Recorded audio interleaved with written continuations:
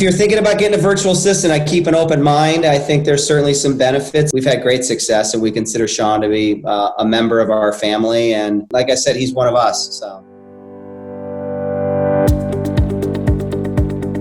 Again, good morning, guys. My name is Paul, right? And to all the viewers watching, I have here Connor Dowd, which is the owner of Connor Dowd Group, and Jessica Lowenhaupt, which is the operations manager in that point. Okay, thank you so much, guys, for coming in today on a short notice. So let me just go ahead and ask you guys a couple of things. Either one of you could answer, or most probably Connor first. Could you tell us about how you started with the real estate industry? I started 21 years ago as a single agent, and about six, 7 years ago, started running my team. Jessica came aboard with me as my first administrative assistant, and I've since grown and brought on some other administrative staff as well, and also buyer's agents in the field. So right now we're running with 4 buyer's agents in the field. I cover the listing side of things. Jessica is the director of operations for the Connor Dowd Realty Group, and Sean is my virtual assistant from Cyberbacker, and he, administrative assistant. And then we've just hired another kind of administrative assistant. She starts next week because Jessica's going to be heading out on leave and then coming back and jumping back into that director of operations position. Going to the coronavirus, right? Have you worked with an assistant virtually before that? Never. What do you believe are the 5 most income-producing tasks your assistant does for you virtually? Give me 3 or 5 points. Yeah, I mean, the main one right now is we switched over our database systems, and that was a big change for us going from one system to the other. And our Sean, our virtual assistant, I mean, he exported everything from one system and imported everything into the other system. And then in addition to that, he is checking every contact because some didn't pull over properly. So he's basically going back and checking every 5,000 contact, making sure the email pulled, the address pulled, the phone numbers pulled, making sure everything is in there properly for us. So those are 2 tasks he's doing right off the bat. We do weekly emails to our database, and he is helping draft those emails for us, putting them together, making sure everything looks great with the content, and then sending it out for us. He does that weekly. So those are just some of the tasks, but any really task that can be repetitive that we see, being done, he is there to help us with. Let's say everything settles down after the coronavirus ends.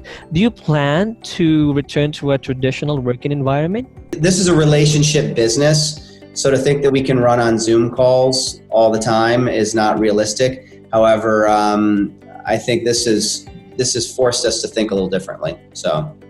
Now, Jessica, I know for a fact you both use, or talk frequently with your Cyberbacker, Sean, but asking you directly, what advice do you have for other people working remotely right now?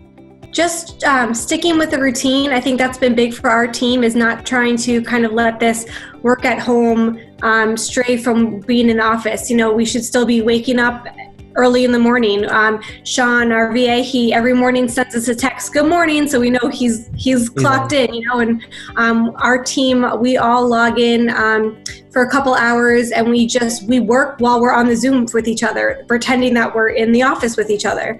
So I think really creating that routine and keeping a structure instead of just losing it all together is super helpful. Now, last question that I got for you though, Connor, is what other information do you believe would be most beneficial for people who work with an assistant virtually? First of all, I think we got the right person. So no matter where they are, you've got to get the right person. And I know we got the right person in Sean. It doesn't happen for everybody, but I know it's worked with us with Sean. And then what we've done is we treat Sean like he's one of us, like he's our neighbor, like I'm going to see him in the office tomorrow. He's a part of everything that we do. So when we're on Zoom calls, he's with us. When we're on team meetings, a lot of times he's with us. He's on. We have a team group chat on on our phones. He's on that too. I can pick up the phone and call him. So the only thing we don't have, which we want to get, is a cardboard cutout of him so that when we have team events and stuff like that, he can be there, because obviously he's physically not going to be there. We haven't created that yet, but that's on our list. And I think too, in regards to the repeated tasking too, another good thing that Sean does for us is, and he takes that initiative and he'll be like, do you need me to also do this? Because I can do that for you if you need me, and so we don't always have to ask. He'll say, I can do this, I can do that, what if we did this instead? So it's not just having someone that just says, yes, yes, yes, I'll do whatever you tell me. It's someone that's also, taking the step to be a better assistant for us. We've also had good luck. We've also had good luck with him because we're with Keller Williams. We switched over from one contact manager to command, and he was a part of that whole migration, and he has become an expert in a lot of the technology within our company. And that's helpful, because it's kind of like one of my first things is whenever we have a question, it's, all right, does Sean know the answer on this? And if he doesn't, a lot of times he's tasked with, hey, this is our issue. Can you try to find the answer? And his answer is, let me check on that and I'll get back to you. And, within a day or so, he does it with an email. This is what I found out. This is what we can do. It's really great when you can hand the ball off to somebody and then say, okay, I'll take it from here and I'll get back to you when I'm ready, and that's what he's done. Let's go ahead and try to jump in to, a little bit more fun questions for you guys. I'm just going to ask, okay, rapid questions. I'm going to need Connor answer first, and then Jessica, and then we'll do it one by one. Sounds cool? We'll switch it up. Cool. Okay, all right then. Let me go ahead and start. All right, so answer as fast as you can, guys. Okay? All right. Okay. So, question for Connor is pineapple on pizza or none?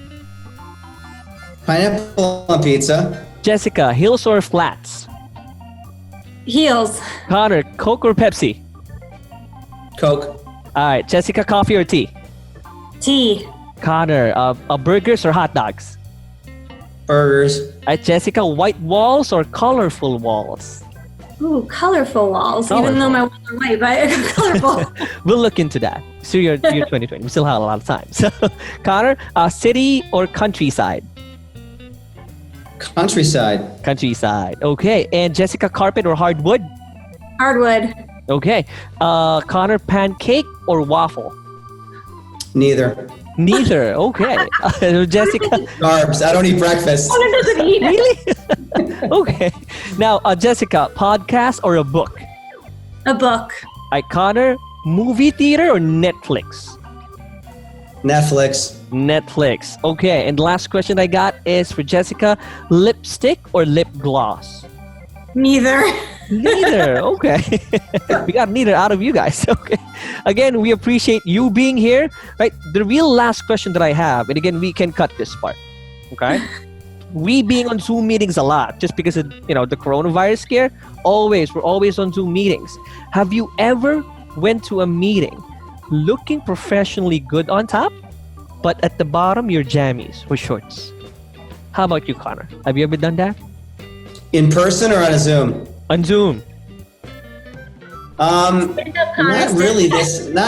Yeah, no, I've got shorts on right now, but I did see I did see some on Facebook. I think I sent it to my team. It was a picture of 4 guys walking on the street, and it was like, these are your counterparts heading to a Zoom call, and they're all done up like up top, and they've all got underwear and jammies on and just their pajamas underneath. It's pretty funny.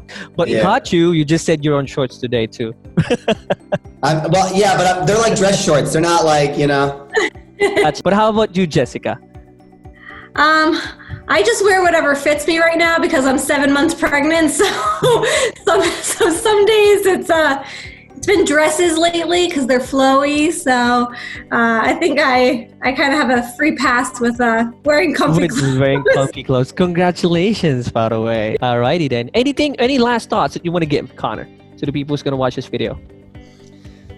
If you're thinking about getting a virtual assistant, I keep an open mind. I think there's certainly some benefits as it relates to, this was me 7 years ago. He comes with me on some of my Zoom calls. For some reason, my camera can't do fun backgrounds. I don't know why, but so this is as good as I get. But as it relates to a virtual assistant, have an open mind. I think it's all about who you hire, setting expectations, and making sure someone is there to train.